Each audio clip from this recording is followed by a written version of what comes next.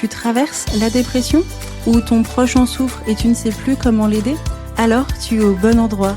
Bienvenue à toi sur le podcast Raconte-moi ta dépression et sur cette nouvelle série Mieux vivre la dépression au quotidien. Moi, c'est Manuela, ancienne dépressive devenue thérapeute. Ici, je te partage mes meilleurs conseils, simples et concrets, pour toi qui vis la dépression et pour toi, cher proche, qui veut soutenir sans t'épuiser. Alors, installe-toi confortablement ou monte le son dans ta voiture et c'est parti pour l'épisode du jour. Nous sommes le 11 septembre, bienvenue à toi dans l'épisode du jour. Le thème, j'ai peur de te faire mal. Quand on aime quelqu'un, il est normal de vouloir protéger cette personne. La seule chose que l'on souhaite, c'est la mettre dans un cocon et faire en sorte que cette personne ne rencontre jamais de la souffrance. Seulement voilà, on vit dans des réalités dans un monde où on ne peut préserver personne de la souffrance. Et ce qui est des fois est encore plus dur, c'est quand notre comportement peut faire du mal à l'autre. Quand je souffre de dépression, que je suis négatif, dans un rejet, dans une perte de sentiment, un comportement négatif, je peux faire du mal à mon conjoint, à mes enfants, à mes parents, à mes amis. Et quand je suis un aidant, eh bien je peux ne pas forcément toujours avoir les bonnes réactions et quelquefois avoir des comportements qui peuvent blesser mon proche qui souffre déjà de la dépression. Dans l'épisode d'aujourd'hui, on va essayer d'aller un petit peu plus loin que d'habitude. On va essayer de dépasser cette peur. On doit être conscient que oui, la souffrance et faire mal fait partie de notre quotidien. Alors comment réussir à la dépasser sans se perdre, sans s'épuiser et en faisant en sorte que l'amour prime dans la situation? Alors prenons le temps de voir ce que tu peux faire à ta portée, quelle que soit la situation dans laquelle tu es, pour éviter de faire le moins possible mal à l'autre. Pourquoi est-ce que j'ai dit le moins possible? Le tout premier point aujourd'hui que je dois aborder dans cet épisode est de savoir que tu sois un proche ou que tu sois touché par la dépression. Je suis désolée de te faire cette annonce, peut-être que tu n'étais pas au courant, mais tu n'es pas parfait. Et comme il n'y a pas de perfection dans ce monde, forcément, il y aura des comportements qui ne seront peut-être pas adaptés à la personne qui est en face de toi. Avant même que la dépression rentre dans ta vie, directement ou indirectement, ce sont des choses que tu connais, ce sont des choses que tu sais. Tu as déjà par le passé, déjà par des paroles maladroites, par une manière de dire les choses, peut-être déçu une personne. Le problème, c'est que quand la dépression arrive, c'est un poids qui est encore plus grand. Quand on souffre de dépression, on sait très bien à quel point la culpabilité permanente peut encore plus faire du mal. D'ailleurs, le titre même du symptôme, c'est la culpabilité excessive.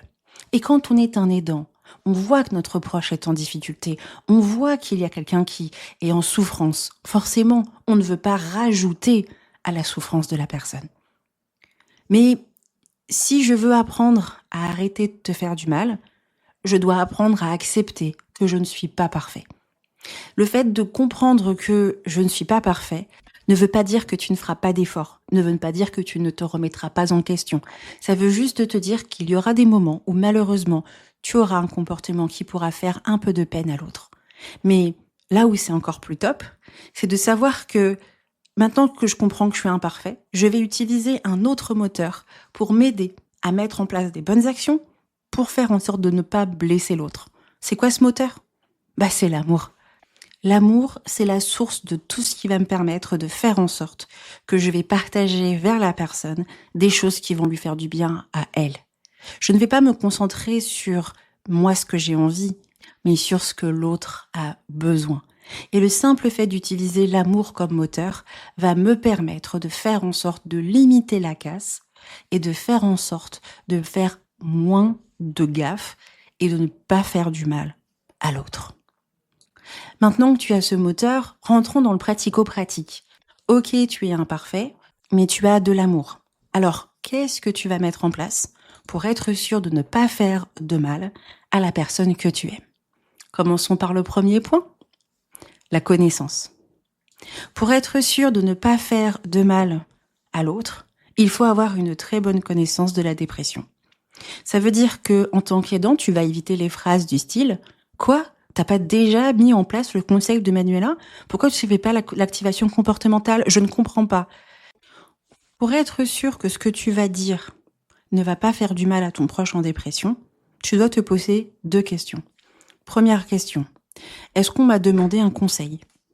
Parce que la personne en face de nous est négative, on va avoir cet instinct de partager un conseil pour apporter du positif. Face à la dépression, pour ne pas faire mal, on doit apprendre à couper cet instinct. Si tu apprends à couper l'instinct, tu vas éviter presque 99% des phrases à côté des aidants. Est-ce qu'on m'a demandé un conseil? Point. Et le deuxième point, est-ce que je connais assez la dépression pour éviter d'avoir des propos qui sont durs, humiliants, voire même dévalorisants? Est-ce que j'ai une assez bonne connaissance de la dépression pour ne pas faire du mal à mon proche? La connaissance me permet d'éviter toutes les fausses croyances, toutes les choses à ne pas faire et avoir l'aide la plus adaptée parce que je connais tout ça. Alors, chers proches, si tu ne sais pas comment gérer tout ça, si tu as peur, sache que tu as à ta disposition sur le blog Mac Daily Pression plus de 300 articles de blog sur la connaissance de la dépression. Lis, regarde, c'est à ta disposition, c'est gratuit et ça va t'aider à augmenter ta connaissance de la dépression. Ne te focalise pas que sur les articles qui sont créés pour les aidants.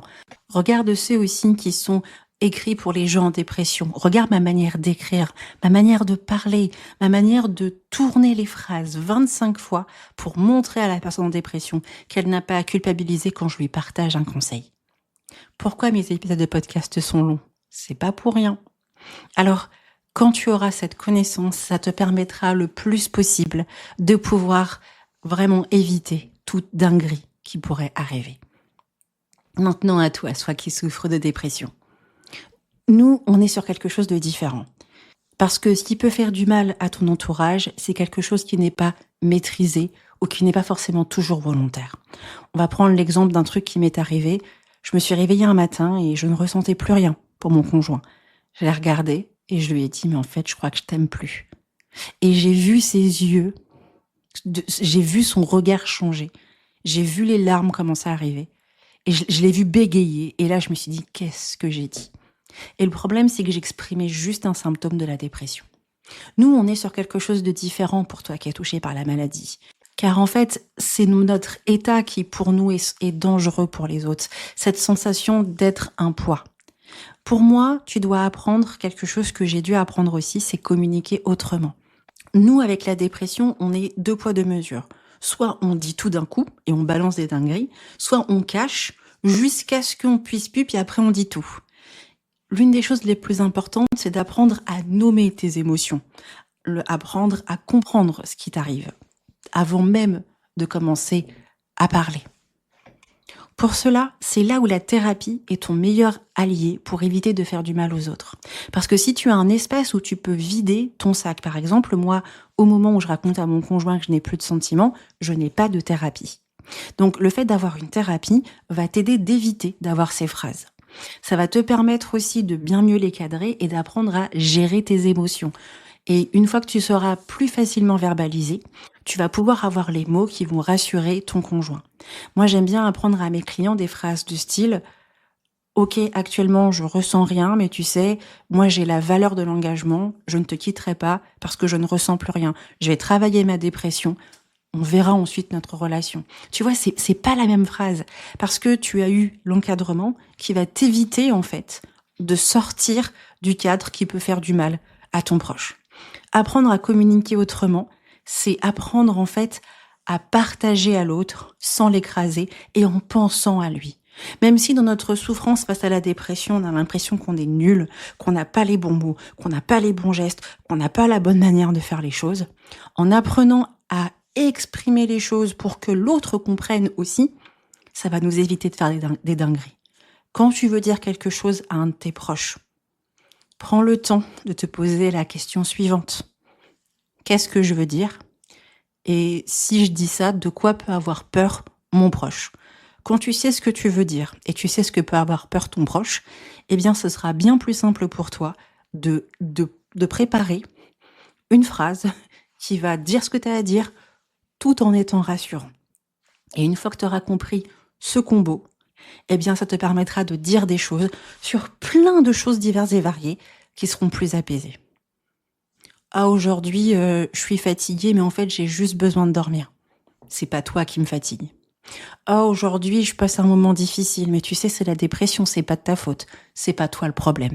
Avoir ce genre de petites phrases, toi, en tant que personne en dépression, tu peux apporter beaucoup d'aide, beaucoup d'amour et beaucoup d'attention, même si tu es en dépression et que tu penses que tu es nul et que tu es pâteau des mots et que tu ne sers à rien alors que ce n'est pas vrai.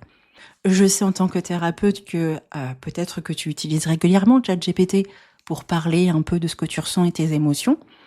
Crée tout simplement un projet, si tu as ChatGPT payant, et écris à ChatGPT, aide-moi à faire des phrases quand je veux partager un truc difficile à mon proche sur ce que je veux dire et quelle peur ça peut déclencher.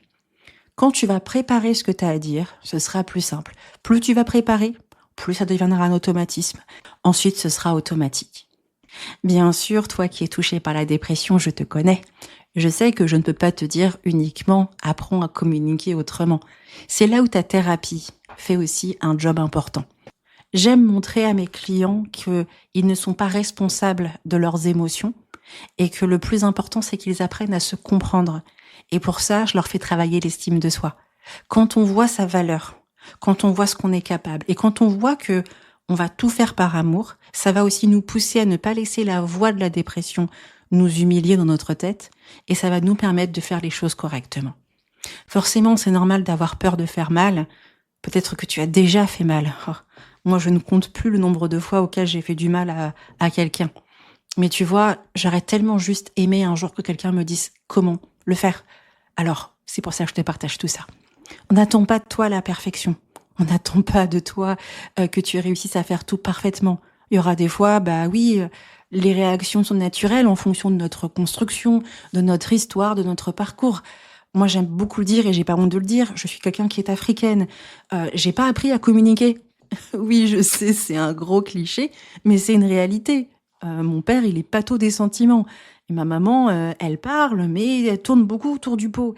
Ce qui fait que exprimer des choses aujourd'hui, je l'ai appris à travers mon métier de psychopraticienne, mais je l'ai pas appris par mon éducation. Et j'en suis contente, en fait, de me rendre compte qu'on peut acquérir des compétences et des connaissances, même quand on souffre d'une maladie. Alors tu n'es pas un cas désespéré ni désespérant. Certes, la peur de blesser, elle montre que tu accordes de l'attention à ton proche. Alors ça, c'est cool. Donc rappelle-toi, si tu apprends à communiquer autrement, tu vas moins blesser. Et ce sera plus simple. Que tu sois touché par la dépression directement ou indirectement, vraiment, c'est normal d'avoir peur de faire mal. Et d'ailleurs, c'est pour ça que l'épisode de podcast est là, parce que j'ai fait mal à des proches m'ont fait mal, et c'est une réalité qui n'est pas simple. La peur de blesser est des deux côtés, c'est entièrement normal. Par contre, si vous comprenez chacun ce que vous avez à faire, vous allez réussir à créer un lien vraiment très fort pour vous permettre de bien mieux vous comprendre. Je te rappelle, cher aidant, ce que tu dois comprendre, la connaissance de la dépression. Et est-ce qu'on m'a demandé un conseil ? Et toi qui souffres de dépression, rappelle-toi d'une chose, je dois apprendre à communiquer autrement. Je me focalise sur ce que j'ai à dire et comment faire pour rassurer mon proche par rapport à ce que j'ai à dire. En gardant ces points en tête, tu réussiras vraiment à éviter de blesser les autres par tes mots. Merci à toi d'avoir écouté l'épisode de podcast jusqu'au bout. Je suis certaine que l'épisode suivant sera encore plus encourageant que celui-là. Alors je te dis à demain pour ton chef quotidien.